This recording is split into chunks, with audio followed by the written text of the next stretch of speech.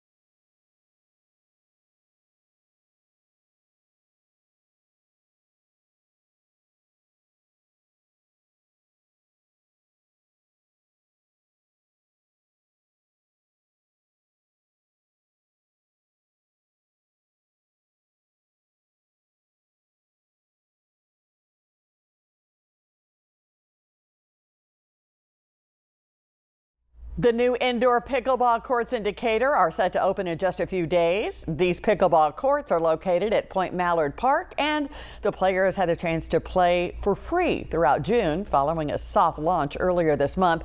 But coming Monday, it's going to cost you to play on those courts.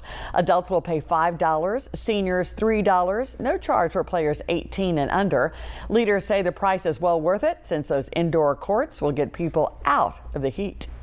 We've got a lot of positive feedback. Everybody really enjoys coming in and having this many courts that are, under shade and everything. And then also we've got a beautiful view to the river. So it's just a great atmosphere. In addition, the city of Decatur is set to install security cameras with facial recognition technology at those pickleball courts. Now, your 48 First Alert weather forecast with meteorologist Jeff Denoyer. We just talked about how an outflow boundary from a cluster of storms that was over Huntsville was pushing east and would inject a little energy into that cell right near Scottsboro, and then boom, goes severe in about 2 seconds after that. Severe thunderstorm warning for areas in Scottsboro right along the DeKalb and Jackson County line. That's the strongest cell that we're tracking. Everything else right now is under severe and just mainly rainfall. We've had a lot of lightning with these storms so far today and some gusty winds, but here's your strongest cell. For reference, here's Henniger here. This is when you're getting into the Dutton area just to the north of Section. When you're going up that big old hill on Alabama 40 getting towards Henniger, if you're going west to east, you're going to encounter this area of heavy rainfall and some gusty winds. This is right by Jones Cove, east of 72. It is drifting and wobbling to the north, so therefore it will try to track up 72. It's going to follow this outflow boundary right here, and it will keep the heavy rain coming down. For most of Scottsboro right now, like downtown Scottsboro, by 35, you just have some light rain. You just had to go up the hill, and once you get up the cove, you get into the heavier rainfall. There's still some heavy rain right near the radar site too. Not severe, but some lightning near High Top. We're tracking these through the evening hours, and all the storm activity today has kept the temperatures way down.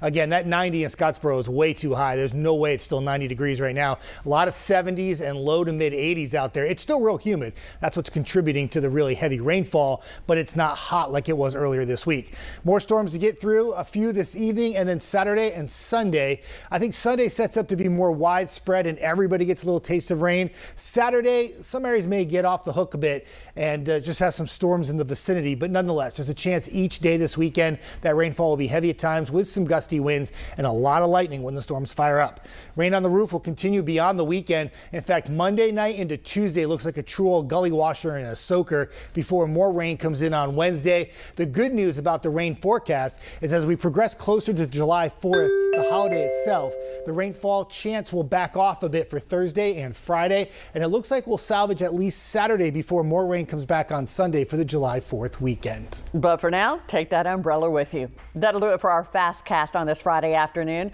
We'll be back here online in just a few minutes with Before the 4. And don't forget to join us for our 4 o'clock newscast on TV, WAFF at 48. And breaking news at 5, 6, and 10. We have you covered. I'm Liz Hurley. Have a great afternoon.